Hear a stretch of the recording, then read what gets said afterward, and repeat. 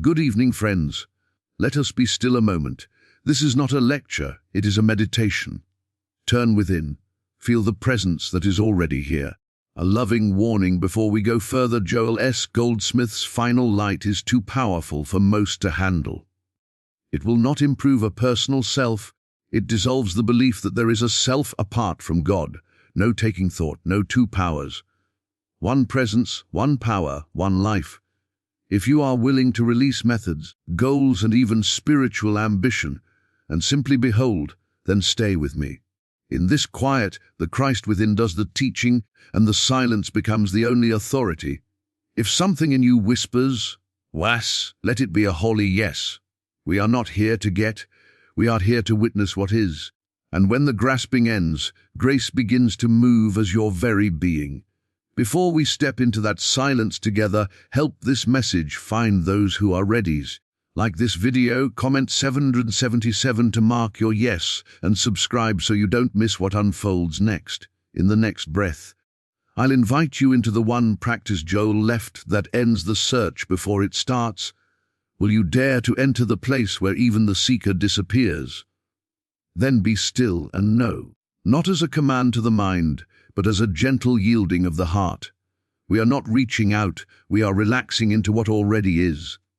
Close the outer door of senses. Let the eyes rest, the breath soften, and the inner ear turn toward the silence that has no opposite.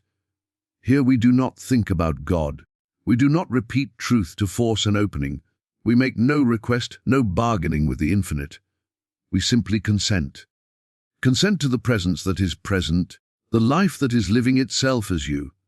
The very act of consenting loosens the mind from its restless search and allows grace to announce itself.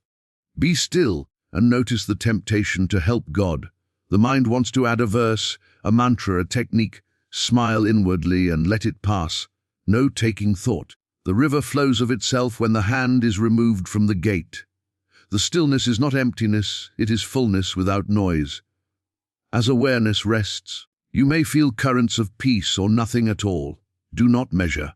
Any attempt to evaluate is the old self wanting credit. Simply be. In this gentle abiding, something unplanned reveals itself. I in the midst of you am the door, the law, the life, the safety, the supply. This is not a sentence to believe. It is a presence to witness. Notice how in stillness the sense of two powers begins to dissolve. The images that parade as problems lose persuasion when not fed by fear or resistance. We are not denying appearances, we are refusing to make them a second power. Rested in one, the shadows thin and pass, not by our effort, but because light needs no argument to be itself. If a thought comes, let it come. If it goes, let it go. You are not the traffic, you are the space through which it moves. Sit without agenda. Even the desire for revelation is a veil. When it drops, or revelation is what remains. It speaks in a hush that is unmistakable, though it has no sound. Be still and know is not a practice to get health, money, or harmony. It is the surrender of the one who would use God. Yet paradoxically, as the self relaxes, the activity of the spirit appears as order, timing, provision, and freedom. Not because we asked, but because the tree bears fruit when it abides in its root. Let this moment be uncluttered. 5 quiet minutes many times a day, eyes open or closed, pausing to touch the interior presence. No rush to results. Pause before a call, before a meal, before a decision. Withdraw attention from effects and return to cause. From that center, action arises clean, speech becomes blessing, and relationships breathe. In the stillness, you discover you are not bringing God into the scene, God is the scene, and you are witnessing. This knowing is felt, not manufactured. It is as intimate as breath and as vast as sky. Stay tender, stay receptive. Let the inner atmosphere say, "Here I am, Father," and then do nothing but listen. If silence deepens, allow it to deepen. If it widens, allow it to widen. If it is quiet, be quiet. Keep resting here. From this stillness, notice the great secret rising without effort. There are not two powers, not God and another, not spirit and matter, not good and evil locked in rivalry. There is one presence, one law, one activity, appearing as harmony when believed and experienced as itself. What we call a second power is merely the play of suggestion. What an echo without source, a shadow without a second sun. Do not fight shadows. You cannot sweep darkness out of a room. You can only lift a shade and let light be what it is. In the same way, when fear or lack presents itself, do not arm yourself for battle. Relax the clenched fist of the mind. Be still again and behold. The instant the mind stops awarding reality to appearance, what appearance begins to thin like morning mist before a quiet sun. No two powers means we do not make a god of problems, and we do not try to make a god of prayer to defeat them. We are not here to pit holy words against unholy circumstances. We are here to witness that there is no opponent. The one does not compete, it simply is. In that isness, the supposed power of discord is shown to be only a claim, never a fact. When a bill arrives, when an unkind word is spoken, when a diagnosis or headline knocks at the door, notice the reflex to react as if another power has entered the scene. Pause. Withdraw the decree of reality you are about to grant. Turn within and allow the felt sense of one to be recognized. Not by repeating phrases, but by consenting to presence until it is the only atmosphere. Impersonalize what appears as trouble. Do not place a name, face, or institution on it. See it as the suggestion that life is divided, that power is scattered among many causes. Then relax the suggestion in silence. As you refuse to personalize, fear drains away, and with it the energy that sustained the picture. Love may then flow toward the person or situation, not as a weapon, but as the effortless nature of one being itself. The practice is simple and exacting: deny nothing, oppose nothing, grant reality to nothing but God. This is not denial of experience, it is denial of a second cause. Be present to what appears, and more present to the presence. If action is required, it will arise cleanly from the center, free of haste or self-justification. If words are to be spoken, they will carry the weight of silence within them. No two powers means we cease leaning on numbers, time, odds, or matter as authorities. The calendar has no power to delay grace. The bank balance has no power to impoverish the infinite. The body has no power to resist life that is its source. We live by a law that is not at the mercy of conditions, and that law is the nature of God being God, right where we are. Let your inner stance be one of non-opposition. When resistance rises, soften. When fear speaks, listen only long enough to recognize it as noise without a singer. Return to the quiet conviction that one is here and that one is whole. Sit a minute longer than is comfortable and allow the compulsion to fix, argue, or defend to ebb. From this unclenched heart, you will find yourself moving, if at all, with the ease of a leaf carried by a steady current. Your footsteps matching a rhythm you do not manufacture but cannot mistake, and as you are carried by that unmade rhythm, notice that what moves is not a private self-acquiring spiritual polish, but the one being itself through a transparent instrument. To impersonalize the self is to let the mask of me grow porous, to stop taking ownership of thought, feeling, and event as personal property. The Father within doth the works. The life in your fingertips is not yours, it is life. The intelligence that arranges the next right word is not yours, it is mind. Let authorship return to its rightful owner, and the strain of living begins to fall away. This is not indifference to humanity, it is love freed from possession. When praise comes, do not swallow it as food for a separate self. Let it pass to its source with a quiet "Thank you, Father." When criticism arrives, do not defend a mask. See it as weather moving across a sky that is not harmed by storms. In impersonalization, you neither inflate nor collapse. You remain as awareness, and the play of opposites exhausts itself without your consent. Impersonalize both error and good. The impulse to claim my virtue is as binding as the impulse to condemn my flaw. The same false owner stands behind both. Release the owner. Let kindness be the fragrance of the one, not a merit badge. Let temptation be recognized as a suggestion addressed to no one, a letter with the salutation missing. When no person accepts the mail, the delivery fails. Apply this to body and circumstance. Instead of my pain, notice a sensation appearing in awareness. Instead of my problem, notice a picture asking to be believed. Withdraw the pronoun, and with it the glue that keeps images fixed. Without a claimant, the claim weakens.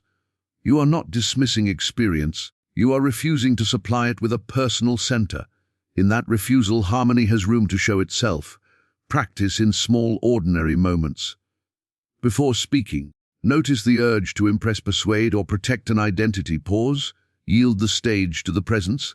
Let words arise, or let silence answer. When working, sense that the intelligence moving your hands is not confined to your history. When parenting or partnering, meet the other without a past. See them as the same one peeking through another window, and love loses its fear.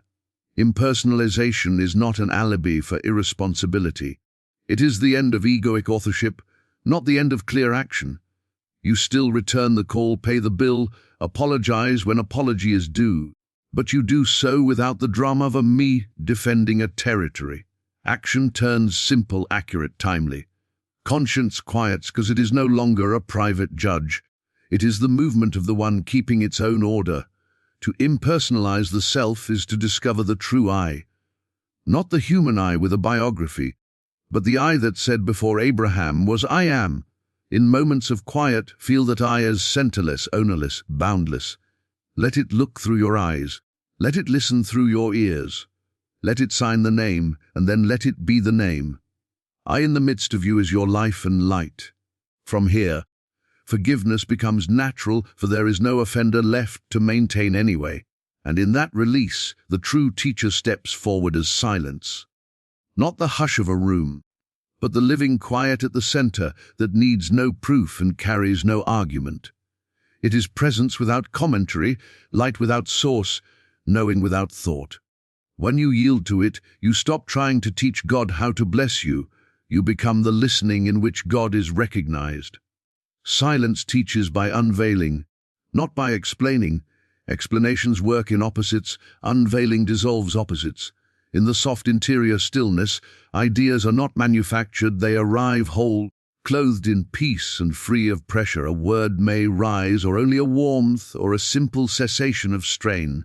And with that, what to do or not do stands self-evident, not because you reasoned it out, but because you saw. Enter this silence as you would a sanctuary. Take a scripture, a line of truth, and gently place it in the heart, then let it sink below words. Behold, not analyze. When the phrase dissolves, do not retrieve it, let the ocean take it. Attend to the residue, the quiet, the spaciousness, and let that be the teaching. Between the lines, between the breaths, the spirit utters itself. Learn to distinguish spiritual silence from blankness. Blankness is dull, heavy, without love. True silence is bright without glare, soft without sleepiness. It has a fragrance of benevolence. It loosens time's grip. Even in the marketplace, even with noise about you, you can feel its steadying hand on the heart. You are not withdrawing from life, you are letting life announce itself as the only atmosphere. Guard against the hunger for messages. Chasing voices, lights, or sensations keeps you at the surface. The teaching of silence is recognized by its fruit, a quiet authority, a lessening of fear, the absence of self-importance, an increase of tenderness. If an inner prompting flatters or frightens the personal self, let it pass. If it humbles and frees, incline your ear. Practice frequent brief returns. Before answering the phone, one breath of inward turning. Before sending the email, a soft pause until the rush subsides. In conversation, let a heartbeat of quiet pass through you and listen for the space beneath the words. The silence will slow your tongue, prune excess, and place a weight of meaning behind the words that remain.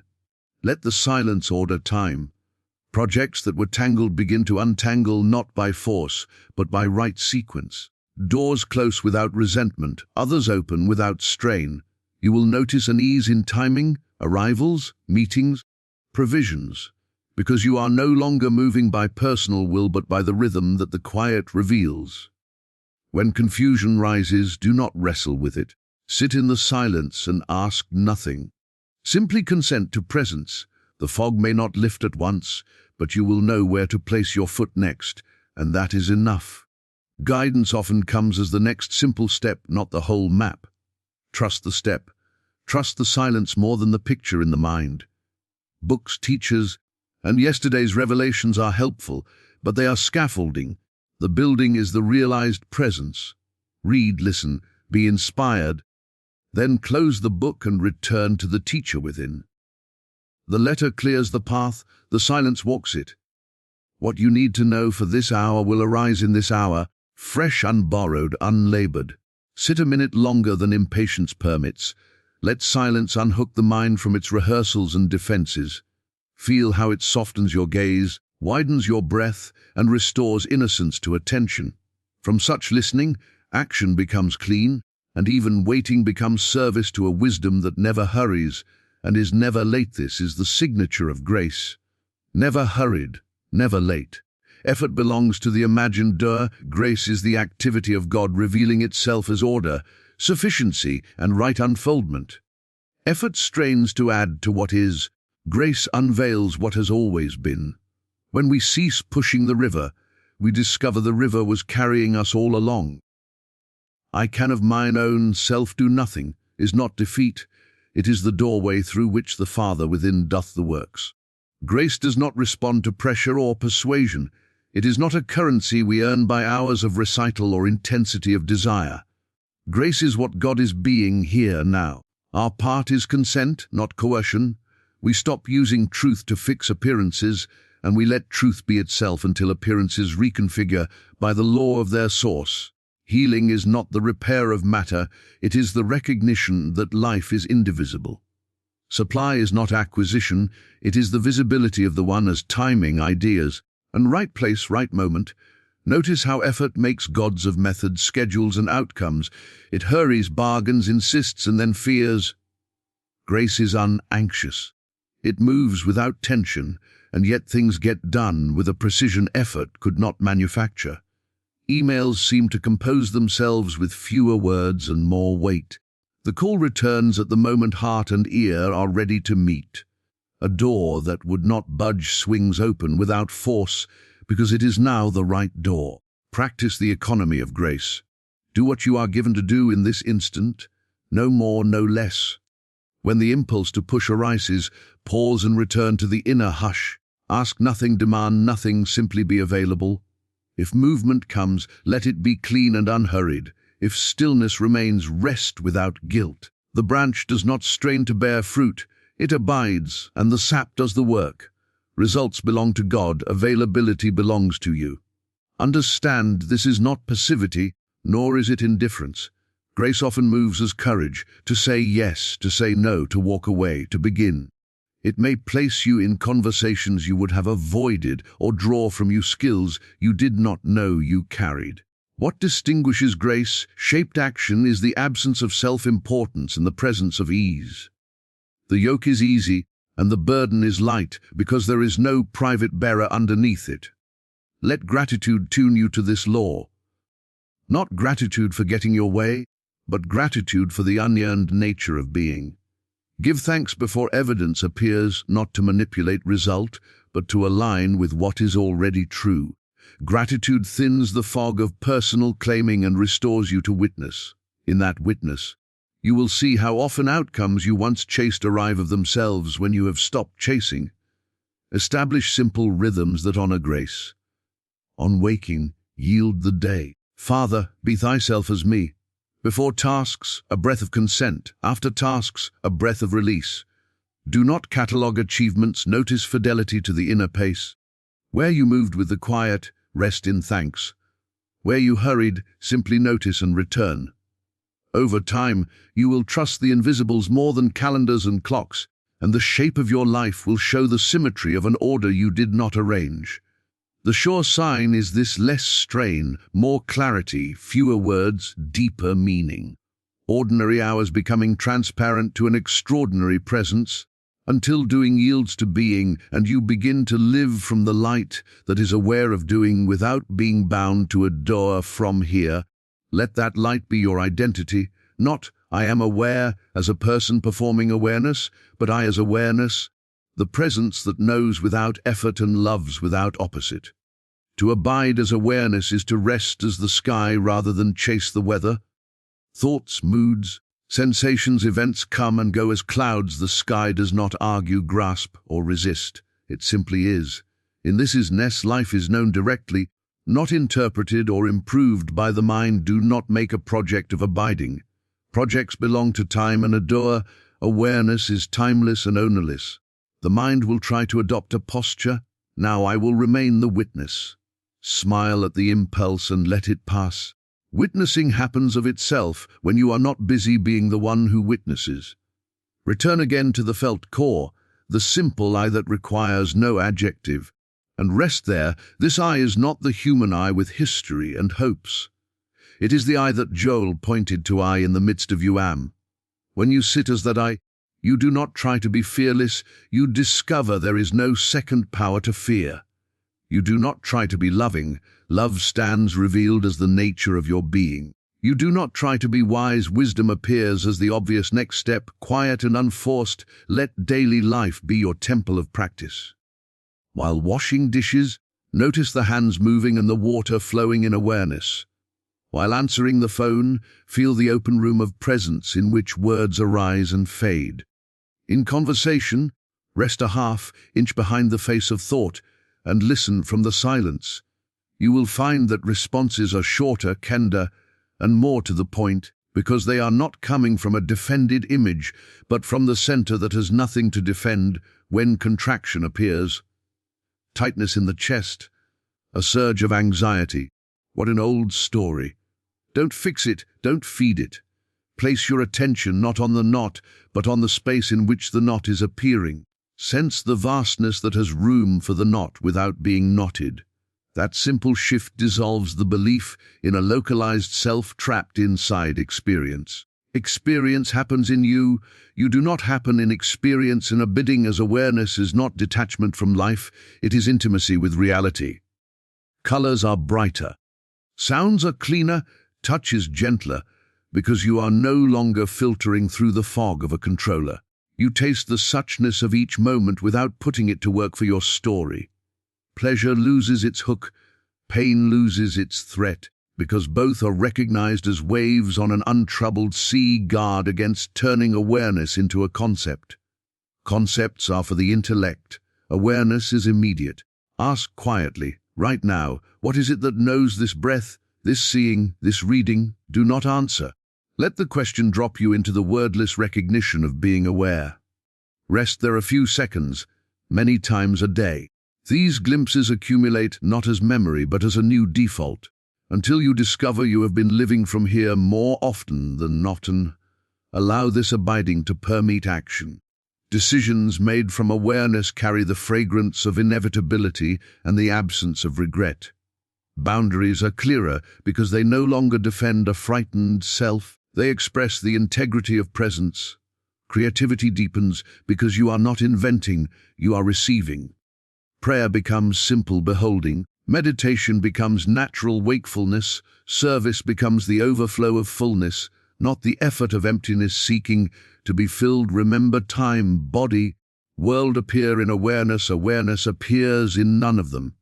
Rest as that, move from that, speak as that, and let the one live its own life where you stand, unhurried, unafraid, unbound by the images that pass across its face as morning light across a still lake.